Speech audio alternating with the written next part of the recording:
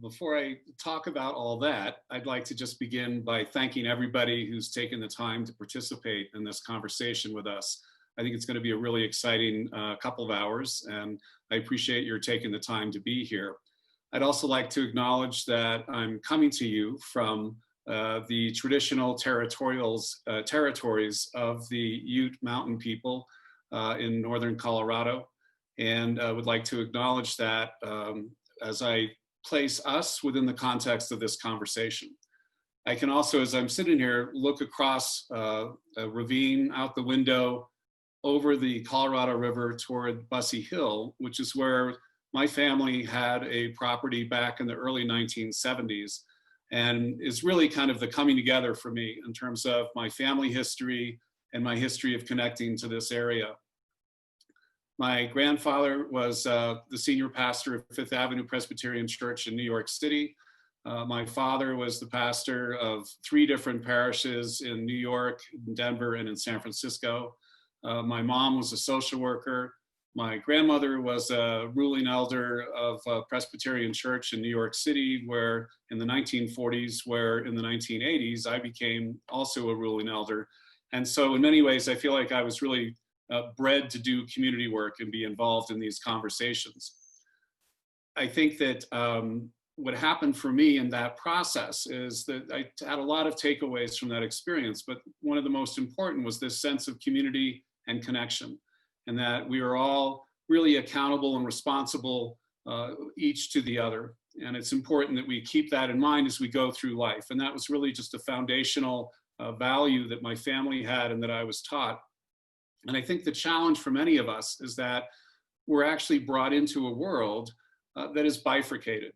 In American society in particular, we're asked to accept the idea that you have to choose. You have to either do good or do well. You work for a nonprofit or a for-profit. You make an investment or you make a gift. And this is how our lives evolve. And yet this bifurcated understanding of value, it really stands in contrast with how most of us actually experience life and community and family and faith. And I would argue that in truth, value is not bifurcated. Value is fundamentally whole. It is non-divisible. And what we have done as humanity, what we have done in Western culture, and in specifically in our understanding of modern financial capitalism, has been to build a set of social constructs based and premised on this bifurcation. And so before we can really talk about wealth and talk about money, we have to talk about issues of separation of self from other, because the way that we think about the purpose of capital today is really popularly understood to be simply a question of aggregating more capital. The purpose of capital is to make more money. Whereas if we step back and really reflect on how that evolved, how that understanding of the purpose of capital came to be, it really is the legacy, it's the inheritance that we have from centuries of other people who have brought their cultural assumptions, their values, their beliefs to this social construct of capital that we have inherited. And it's really up to each generation to reflect on how did we get here and what are our beliefs for today and how do we want to arrange and describe the purpose of our capital for our times. When we think about how did we get here, how did we begin with this sense of separation? Was this always the case? I would argue that it has not always been the case.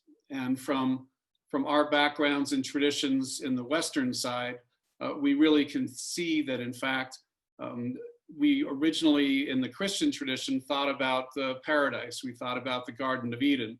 We thought about a time when we walked with God, if you will. And in Greek and Roman ancient traditions, there's the idea of the Golden Age, where mortals and gods walked together on the earth. And when we think about how this separation occurred, there are many different traditions and understandings for how that break happened. One of them is offered us by Noah Harari, the historian, who talks about the cognitive revolution as that point in time when we developed as a species the neurological capacity for thought and reflection and consciousness. And it was at that point where I, as an entity, became separate from you and from my community. If we go further, we could also think about the Axial Age, which was a period that scholars debate today, but is thought to have occurred between 300 and 800 BCE, when we as people moved off of the plains, moved out of tribal structures and into the urban areas. And the ways that we thought, the ways that we understood religion, faith, community, connection became heavily challenged as we created new social orders that were included the armies, the merchants, the religious orders, and that this further divided us from ourselves. And many of the things that came after that then were processes of our trying to reconnect, of trying to become more whole as we know we're called to be. We go forward then many centuries to the 1600s, and you have the Enlightenment. And of course, that's well known for the period of Western dualism and the whole framing of the idea of the material versus the spiritual self. I think, therefore I am. And that framing came up just at the time that capitalism evolved itself. And so in 1604, we see the creation of the first joint stock company, the Dutch East India Group, and shares were sold in order to diversify risk and bring new capital into financing the expedition to the Dutch East Indies. The expedition set out in 1604 and returned several years later, was thought to be very successful. And in the days after the return of the expedition, it was discovered that upon arrival in the Dutch East Indies, what the expedition discovered was that all of the good spots had been taken by the British and the Portuguese and the Spanish. And so, as any good entrepreneur would do, the Dutch engaged in piracy, in warfare, and in fact, went and took the goods and returned then on their expedition and were celebrated. And when they returned, there was a group of Mennonites who began to reflect on this and said, wait a minute, the premise that we had invested has been betrayed. We had invested on the basis of trade, and you engaged in war. And you had, in the one case, one Mennonite sold his shares to protest what had happened.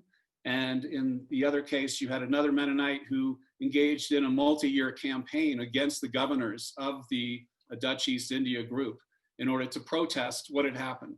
And so at the very beginning of modern capitalism, we have this tension in place between the parts, between the moral and the money. And this then brought itself forward over many other centuries, of course, and manifests in different ways. But in the 1960s, you see the situation where we have war and we have environmental degradation, and more investors began to say, wait a minute, my values, who I am in the world, how I want to be in the world is not in alignment with the wealth that I'm managing and a steward of. And so you saw then, again, the Mennonites and different Catholic orders come forward and begin to say, we're going to screen out the negative. We're going to take away the things that are bad in our portfolio because they don't reflect the value we want to create in the world.